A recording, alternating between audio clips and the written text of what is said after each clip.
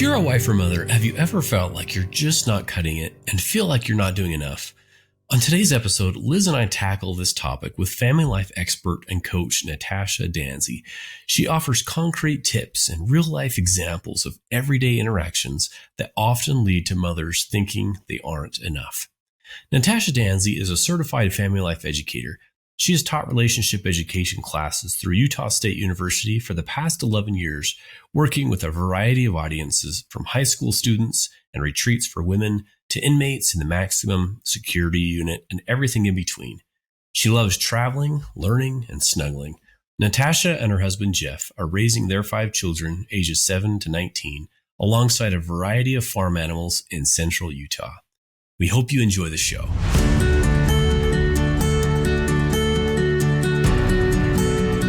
Hey friends, welcome to another episode of the Stronger Marriage Connection podcast. I'm Dr. Dave here at Utah State University alongside Dr. Liz Hale, our licensed clinical psychologist. We are bringing you the best tips and tools along with research to help you create the marriage of your dreams. Today, Liz, super excited about our guest today. We're going to tackle the topic of motherhood and marriage and the perceived inadequacies so many mothers are feeling. Now, I've known her for more than 7 years here at Utah State University. She's one of our educators. She's an amazing educator, a speaker, a wife, a mother, and a great friend. Natasha Dansie, welcome to the Stronger Marriage Connection podcast, my friend. Thank you. I'm so happy to be here with both of you. We are too.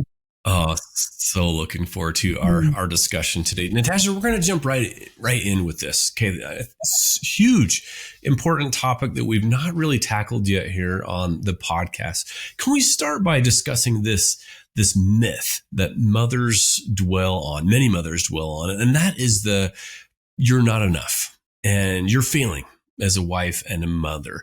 Now, first, where does that come from? And why do so many mothers feel this looming over their heads when they wake up in the morning, when they try to go to sleep at night? They can't shut this off. It seems to be always there for these moms. I'm not enough and I'm always failing and I can never get caught up. Yeah, Dave, I love that you called it a myth because that's exactly what it is. And these intrusive feelings of inadequacy are extremely common, more so than I think, as you mentioned, gets a lot of attention. In fact, a few months ago, I was conducting a workshop for moms, and I invited each mom, I gave everyone a note card, invited each mom to write down like the one thing that was really heavy that they, were coming in with, something that was weighing on their hearts or weighing on their minds. And there were a few specific responses, things like potty training a toddler or, a teenager sneaking out at night. But as I went through these note cards, right, these just note cards that everyone had given, and I began kind of unfolding them and reading through the responses, I'm going to share with you just a couple of the responses that I received from these moms. I'm not enough and I'm not giving enough energy. What weighs on me most is usually the question, am I a good enough mom? Am I doing enough? In this time of life, I'm terrified of not being the mom they need me to be, not being good enough for my children, feeling like a failure, being enough to fill my children's needs. Am I doing enough to help them become the best they can be? And these go on and on, 50 plus note cards in this same category. It was like a siren, like, whoa, what of all the things these moms are carrying is just these overwhelming feelings of inadequacy. Am I good enough? It became very clear that these feelings are just pervasive among mothers. I mean, that's overwhelmingly, you don't even have to be a researcher to hear that word enough over and over, them feeling this feeling of inadequacy. Liz, I'm curious. Not a practitioner. Do you see this show up in as a therapist, as a psychologist? Do you see this in your practice? Well, especially in May around Mother's Day, right? It seems like we hear a lot more about it, and just the shame and the disappointment that women feel like, oh, I'm not worthy of being acknowledged, and I don't care for Mother's Day for the opposite reason, right? Because I'm not a mother. So even that lends itself to thinking, oh, I don't deserve that. No, I don't deserve that flour, that chocolate. I'm not a mom. But I can still relate, Natasha, excuse me, to what you were saying about I could replace the word mother for like clients. I feel like I'm letting my clients down, or I feel like I'm not giving enough to my marriage or to my nieces and nephews. We have a lot of people, a lot of kiddos in needs. I feel like, oh, I'm not doing enough for them. So I do think it's pervasive, maybe around just women in general. I don't know if men have that same type of concern of not being enough. I don't know, Dave, you might be better to answer that. But I don't know, did you have a thought first, Dave, or do you think that is more? No, I was just going to say, I'm just the N of one, right? It's just me, but I don't think I feel that. Right? And I guess I don't even think that, wow. So this is shocking to me. I'm looking forward to our discussion, Natasha, because I think there's some implications for men and husbands to be aware of this, because I'm worried about who's going to win the game and, all this kind of stuff. Typically now I'm going a little too far with that. There are our own stresses, but this is not number one, I would say, on my list. And I wouldn't have guessed that this is maybe number one on many women's lists. Maybe we can learn a little bit from each other's lists, right? We can borrow and take a little bit. Natasha, I'd love to know what your message is, however, to wives and mothers who feel that suffocating thought of I'm not getting it all done, or I snapped at my 5-year-old, I'm failing as a mom, I'm too tired and stressed for my husband. What do you say to women who feel this way, please? Liz, thankfully, there are several helpful things women can do when we have these kinds of feelings. And one of the first things is to simply recognize when these feelings show up and then take action before these feelings start to take over. I would say pay particular attention to your self-talk. So if phrases like, I'm not a good wife, start showing up, pause and ask, where is this message coming from? Let's walk through a simple example. Can we do that? Mm-hmm. You bet. All right. So let's say I walk in the door from the carpool to soccer practice and find that my husband ate cold cereal for dinner. Maybe my first thought is, I'm not a good wife because I didn't prepare dinner. Now, as soon as I notice that message of inadequacy, that self-talk, that's step one, right? To notice. Then I pause and ask myself, where is this message coming from? And that's step two, right? Notice and then ask myself, where is this message even coming from? Why do I feel like preparing dinner is an important part of being a good wife? Is that something my husband actually expects, right? Is that expectation coming from him? Or is that something my own mother did? Or is that what I perceive the good moms on social media are doing? That's what it means to be a good mom. And then once I identify that source of my perception, then I can address it. And that's step three, address the source of that self-talk. And if this is an expectation from my husband, then I can initiate a healthy, open, and honest conversation about the expectation of a prepared meal. If it's an expectation coming from a different source, I can decide what I want to do with it. Maybe I decide that just because preparing dinner was important to my mom, it's not actually that important to me and my family, and I can let go of that expectation. Or maybe I decide that preparing dinner is actually something I value. So I realistically evaluate my life and see that 4 nights a week, I can make dinner. Another night might be takeout, one night baby leftovers, and one night might actually be cold cereal. Yes. Right. And then the last step there, right, is to reframe my self-talk at the end of that. Initially, I said, I'm not a good wife because I didn't prepare dinner. But now I can reframe that message and say, I'm a good wife regardless of whether I prepare dinner or not. I think that is such a great one. Oh my goodness. There's something about food and the kitchen and that feeling that responsibility, right? I've used to really struggle with that. I felt like it was all on my shoulders. Now, when we do have cold cereal, and we both did have cold cereal for dinner last night, so funny. I was just so grateful there was milk. I just felt like that was such a win, Natasha and Dave, that we actually had milk in the house. So that's really a great analogy. Thank you for that. Yeah. Natasha, let me ask you a question on that, because it seems like that after that has happened, then the women often they almost live in the past. They sit there and just rehearse it and relive it and beat themselves up. They're going to bed maybe that night and they're thinking about the past, all this stuff, that the ways that I failed. And so I love that, being able to like, okay, pause, catch it, check it, change it, right? That type of a mentality. But the first step is to notice, to be aware, and then be like, oh, okay, there it is again, instead of just, taking off and letting it go crazy. So I think some of this, let me ask you about this concept. I've heard it called worry work, or this mental load. I think some of this stems from what these experts are talking about with this mental load in family life. Now, worry work isn't the physical task, actually, but it's remembering and overseeing all of those tasks. It's being in charge of the never-ending to-do list in your head. It's the carpools, it's the doctor's appointment, now running them to practice or piano practice and field trips, the class party, the science fairs this Friday, right? It's trying to keep track in your head about the kids, the family schedule. And I just want to point out, the research is pretty clear on this.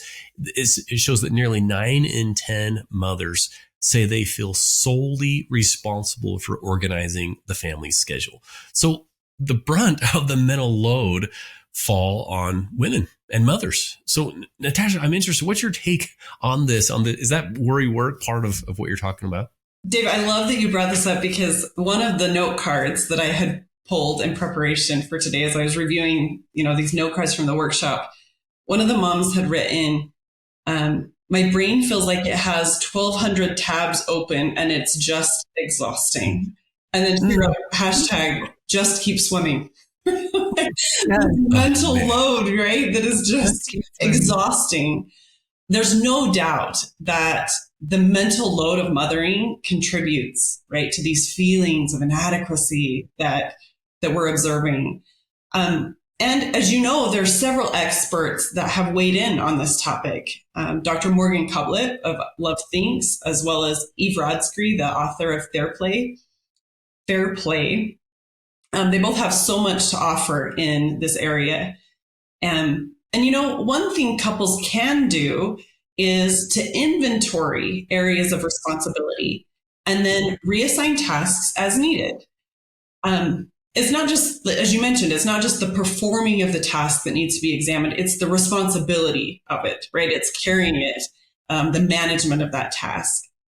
So like, one mom was feeling like a failure because her son wasn't mastering his multiplication facts. And between her other children and her job and managing the household, she couldn't seem to figure out how to practice consistently with him.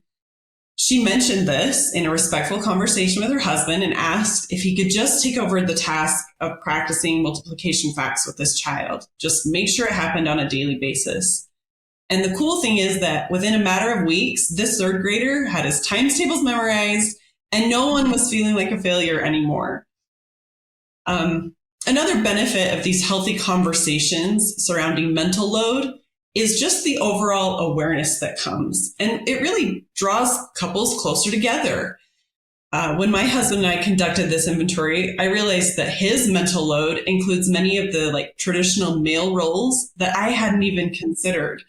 While I'm tracking grocery lists, child checks, parent-teacher conferences, right, all of those tabs open in my brain, I learned that he's tracking, auto maintenance and winterizing the sprinkling system and the furnace filters and things I literally never even think about because he's managing those. And having that open, honest conversation really increases that awareness and appreciation of one another. Oh, that's great. That inventory is really magical. I'm thinking of a couple couples, Dave and Natasha, that have actually where the husband is now doing the load of the cooking. I think she does more of the grocery shopping, this one particular couple, but man, that has made such a difference in their home and how she feels. And he feels like he's really contributing. He kind of enjoys the cooking, and food is such an integral part of family life, isn't it? I mean, I don't mind cold cereal now and then, but cooking, just, when somebody cooks for me, there's just no other way that I feel more loved or taken care of. It's crucial. We'll be right back after this brief message.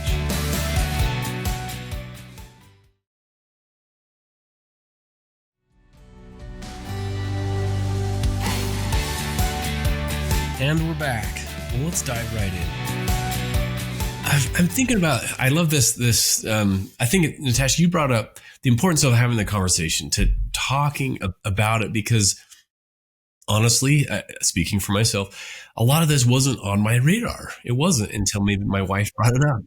Yeah, because I'm not thinking about it. So she brings it up, and then we can have that conversation. And for us, it was our son's football.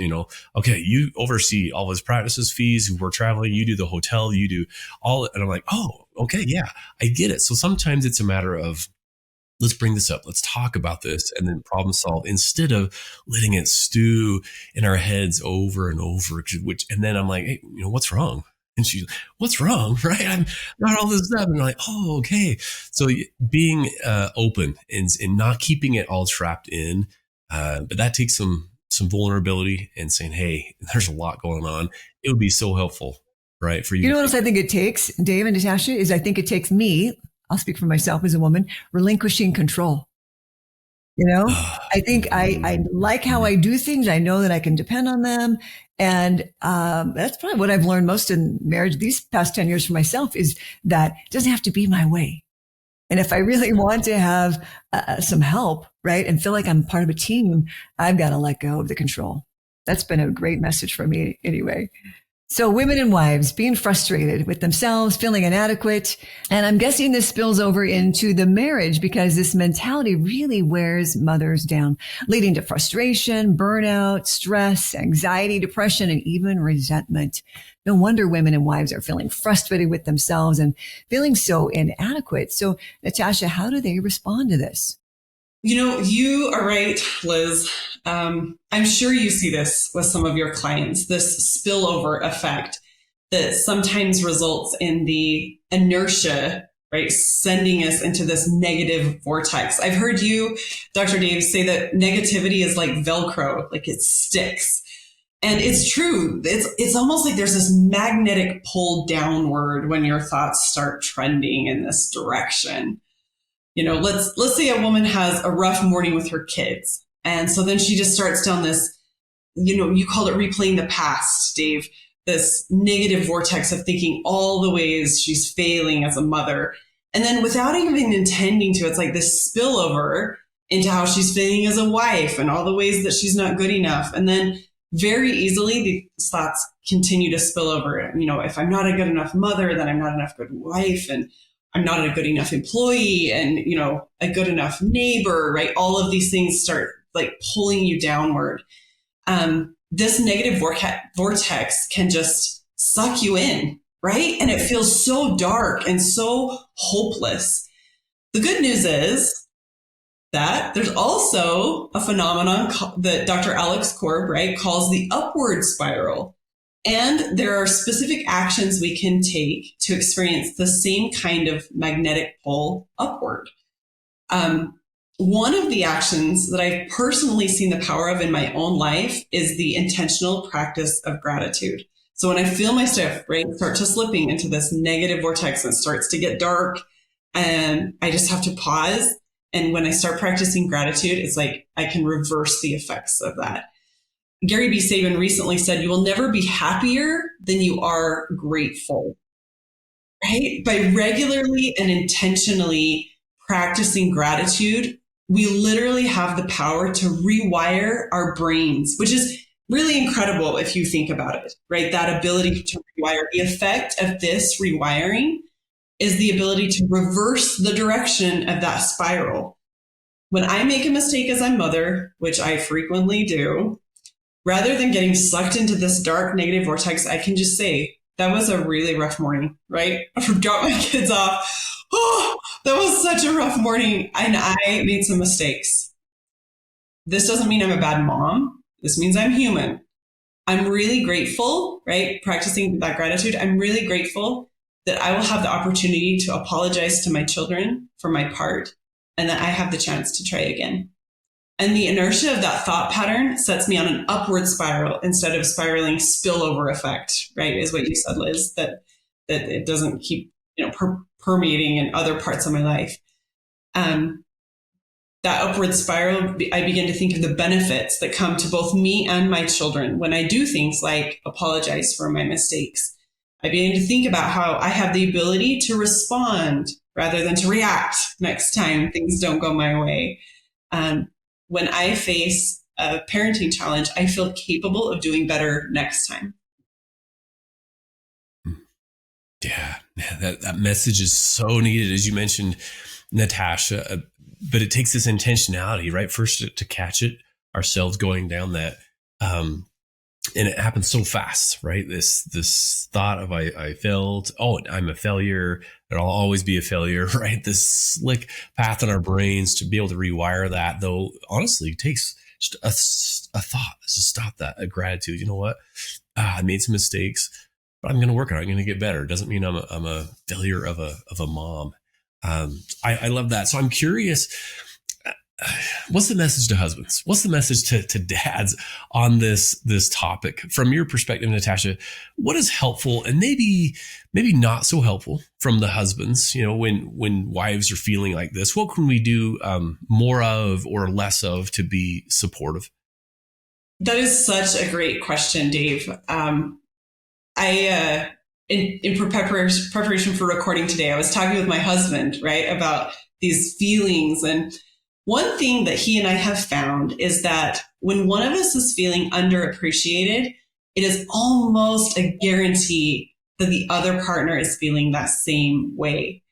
To work as hard as we do as parents and partners and feel like all of that effort goes unnoticed feels like defeating. And really, it just sucks the motivation out of you, right? You don't want to keep trying harder if it just feels like everything goes unnoticed.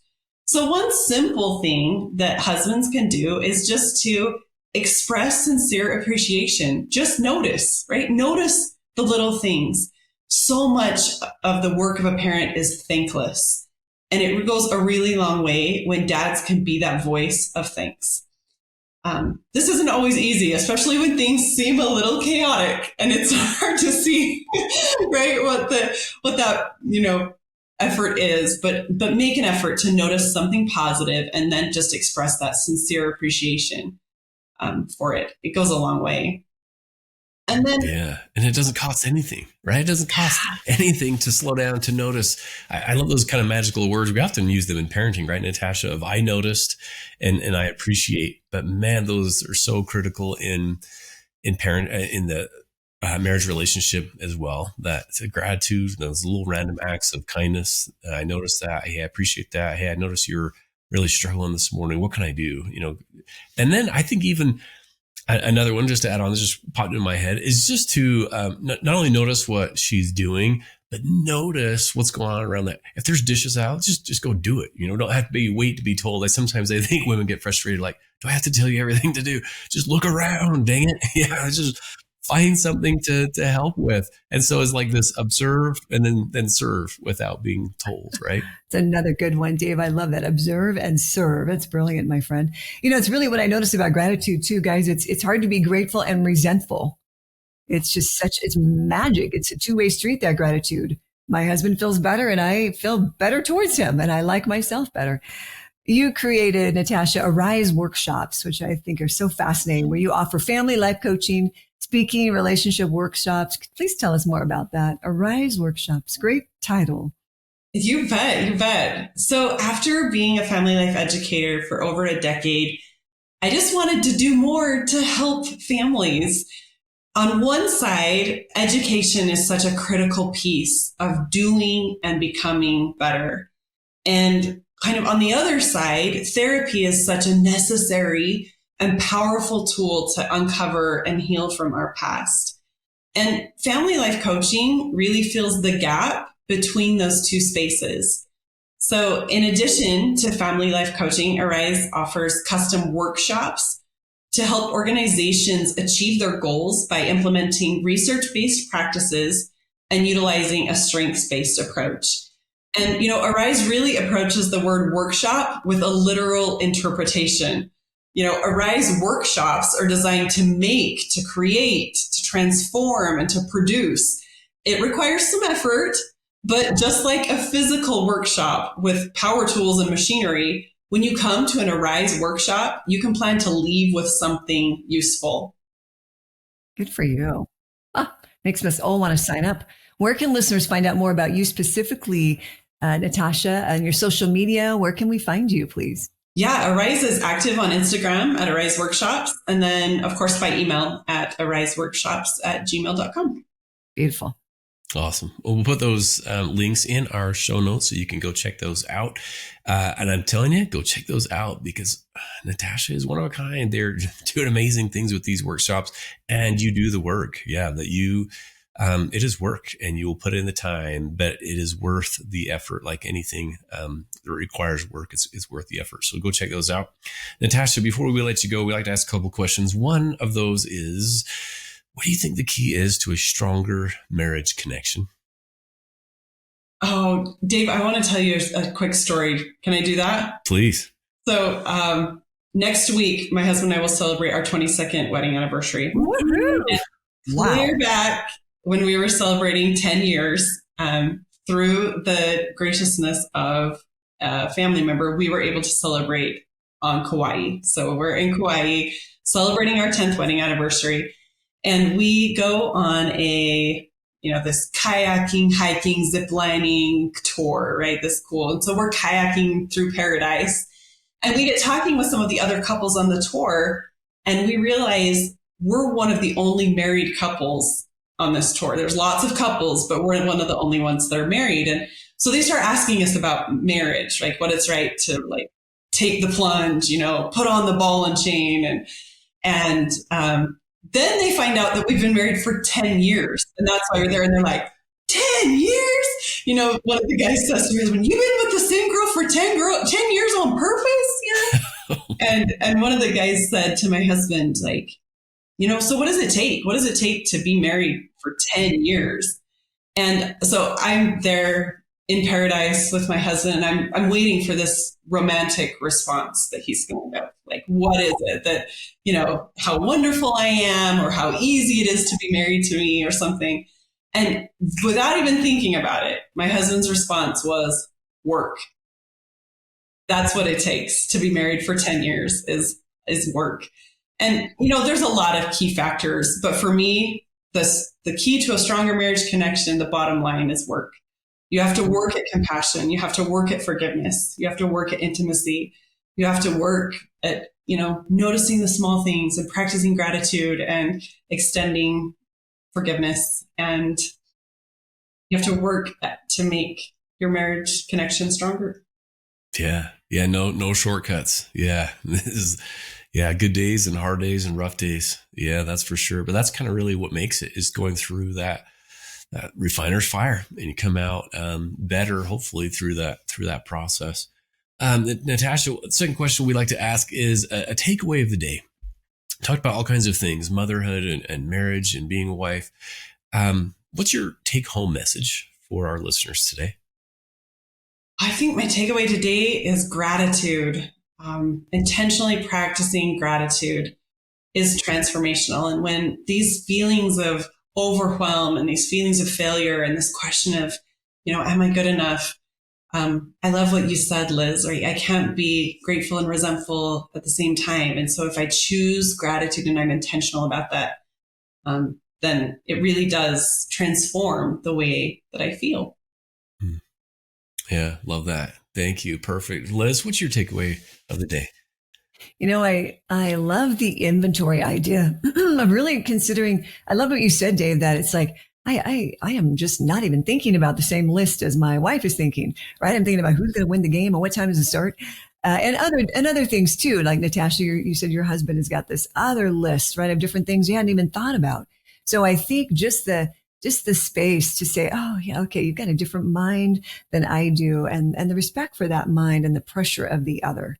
I thought that was great. And to talk about those inventories to help, to see where can I help you and where do I really need to get some help too? And how can I relinquish that control so that you can help me? Dave, what about you? What's the greatest takeaway from our interview today with Natasha Dansie? Yeah, the first one, I have a couple of thoughts. The first one is really thinking through, as a husband, as a father, just observing, noticing, appreciating that gratitude again that Natasha mentioned, and just looking around, dive in and help and take care of things. that you see that need to be done to kind of relieve some of that worry work, that mental load. And then number 2 is get help. Talk to someone. I love the Rise workshops, or whether it is Liz, right? Professional counseling. I think too often it's like, no, if I just keep plugging through. But if there's a point, listeners, when you're like, I'm really struggling with things, reach out, because that's it's not healthy for you, for your children, for your spouse, when you take that nosedive and you really are feeling like, yeah, I need a little bit of extra help, a support, a women's group, or whatever that is, to be able to help you manage the difficulties and those dark days that you may be going through. So explore those options. All kinds of things, educational resources that we have and others have, workshops that I'll put a plug in for the Healthy Relationships Utah. Go to that website, Healthy Relationships Utah. We'll put that in the show notes as well. StrongerMarriage.org with the Utah Marriage Commission. All kinds of great resources out there, places to turn when you need more help in your personal life and in your relationships. So, Natasha, I'll leave you with the last word. Any other parting advice? Anything else you want to tell our listeners? Dave, one of the things that you asked me is if there's something husbands can do less of. And I might just mention that when your wife comes to you and expresses these very real feelings of inadequacy, it's very natural and loving for you to say something like, oh, honey, you're not a failure. You're a great mom, which is very kind. Like, that's a very kind response. It's a very loving thing to say. But sometimes, unfortunately, this kind of well-intentioned response can feel a little bit invalidating. That response is a straight disagreement to what your partner might be trying to say. Like when your wife says, I feel like a failure, and you say, you're not a failure. It's the same thing as saying, I feel cold in here. And you respond, well, it's not cold in here, right? It's like your feelings aren't valid. What you're feeling is invalid. When your wife comes to you with these feelings of inadequacy, a more loving way to respond is just by listening and validating. Phrases like, thank you for telling me how you're feeling, or what can I do to help? Or I want you to know that I care. This sounds really hard. Those are both validating and loving. And so that might be a final thought. I love that. So well said, because it's often, no, you're fine. Or, oh my goodness, no, this was great. But just to listen, to pause and be like, oh, wow, I didn't realize you were feeling that. That must be, overwhelming. Or let's talk about it. And I'm here to listen. Love that, Natasha. Man, you're doing great work. Keep it up. And that does it for us here, my friends. Another episode of the Stronger Marriage Connection podcast. Thanks so much for joining us. We'll see you next time. But do remember, in the meantime, it's the small things that create a stronger marriage connection. Bye-bye now. Thanks for joining us today. Hey, do us a favor and take a few minutes to subscribe to our podcast and the Utah Marriage Commission YouTube channel, where you can watch this and every episode of the show. When you hit the like button and leave a comment, your feedback helps us improve the show. And don't forget to share this episode with a friend. You can also follow and connect with us on Instagram at Stronger Marriage Life and on Facebook at Stronger Marriage. Be sure to share with us what topics you want us to explore or what you loved about today's episode. If you want even more resources to improve your relationship connection, visit our website at strongermarriage.org, where you'll find free workshops, webinars, relationship surveys, and more. Each episode of Stronger Marriage Connection is hosted and sponsored by the Utah Marriage Commission at Utah State University. And finally, a big thanks to our producers Rex Polanis and Alexis Alcott and the team at Utah State University. And you, our audience, you make this show possible.